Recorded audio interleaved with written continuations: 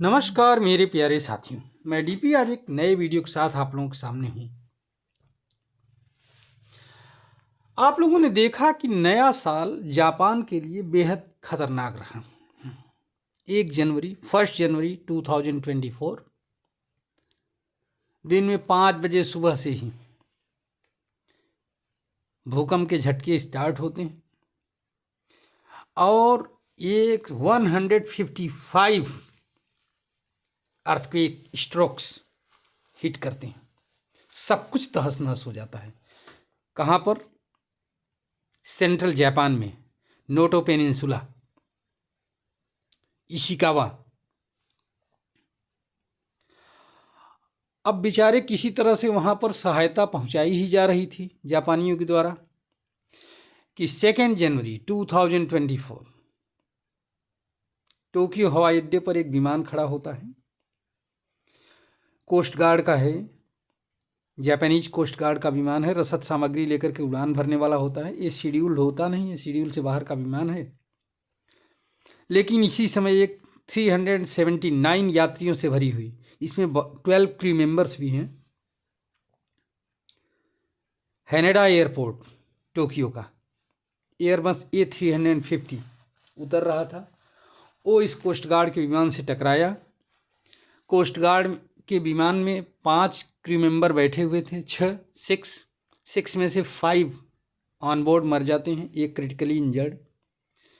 लेकिन ये जो एयरबस A350 थी, इसके एक भी यात्री को एक खरोच तक नहीं आता और सारे यात्री 90 सेकंड के अंदर 90 सेकंड में बाहर निकल आते हैं। विमान पूरा घिरा हुआ है आग के लपटों से। आखिरकार सवाल ये पैदा हुआ कि ये चमत्कार हुआ कैसे? कैसे हुआ? तो यह घटना ये बताती है कि जापानी लोगों के अंदर कितना डिसिप्लिन है, कितना।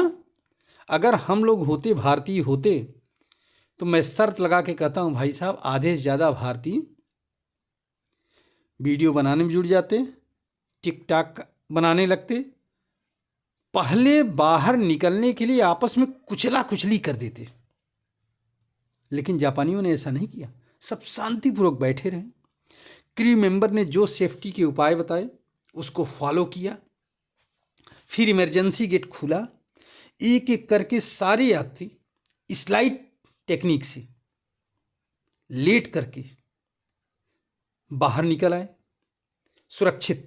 379 में से किसी एक सिंगल को एक खरोच भी नहीं आई। ये सब संभव हुआ जापानी लोगों के अनुशासन की प्रवृत्ति के कारण। क्रू मेंबर्स की सूझबूझ, क्रू मेंबर्स की समझाने की, जो उसने समझाया उसकी बात को लोगों ने गंभीरता से लिया। पैनिक नहीं दिखाई हवाई जहाज के अंदर। हम लोग होते तो पहले कूदने के चक्कर में एक दूसरे के ऊपर ही कूद पड़ते और क्रू मेंबर की बात को तो कोई सुनता ही नहीं। जिन लोगों को हवाई यात्रा का अनुभव होगा वो जानते होंगे कि जब क्रू मेंबर कोई चीज़ बताती है, सेफ्टी मेजर, या हवाई जहाज़ के उड़ते समय, लैंड करते समय, तो लोग मजाक उड़ाते हैं उसका। ये हालात है। तो ये हम लोगों की आम बात है। लेकिन जापानियों ने ऐसा नहीं किया। क्रू मेंबर ने जो कुछ ही बताया जल्दी जल्दी उसको सबने फॉलो किया और अपना पर्सनल लगेज उसी में छोड़ दिया। जो बैग होता है पर्सनल छोटा सा, उसमें इंपॉर्टेंट चीज़ें होती, लेकिन सबको उसी में छोड़ दिया और बिना किसी जल्दीबाजी के एक एक करके डिसिप्लिन तरीके से स्लाइडिंग टेक्निक से बाहर आ गए। यह बहुत बड़ी घटना है। इससे पहले आपको मालूम होना चाहिए, जब भी ऐसी घटनाएं अगर कहीं पर होती हैं तो इसमें सिर्फ मृत्यु ही होती है। ये पहली बार इतनी बड़ी घटना है। 379 लोगों को जीवित बिना किसी खरोच के बचा लिया गया। 1977 में स्पेन में रेडियस एयरपोर्ट पर एक घटना हुई थी जिसमें 2 बड़े बड़े विमान टकरा गए थे। 583 लोग मर गए थे उसमें आग लगने के कारण। 1985 में इसी हैनेडा एयरपोर्ट पर विमान दुर्घटनाग्रस्त हुआ, आग लगी, 524 पर्सन्स इसमें घिर गए थे, केवल 4 जीवित बचे थे। तो ये घटनाएं हैं। लेकिन 2 तारीख को जापानियों ने एक मिसाल ही कायम कर दिया। इसलिए कहा जाता है कि हम कम से कम किसी को सुने, अपने अंदर अनुशासन बनाए रखें, दृढ़ता बनाए रखें। हमें ये भरोसा होना चाहिए कि सामने वाला हमारे हित में काम कर रहा है,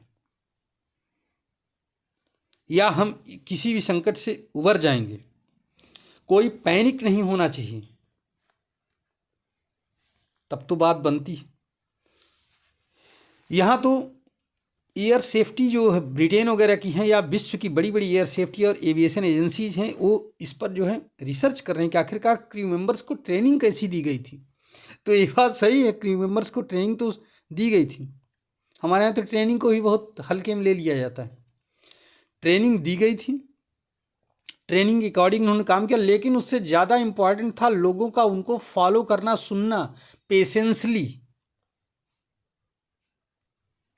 जो कि जापानियों ने दिखाया कि वो कितने अनुशासित जीवन जीते।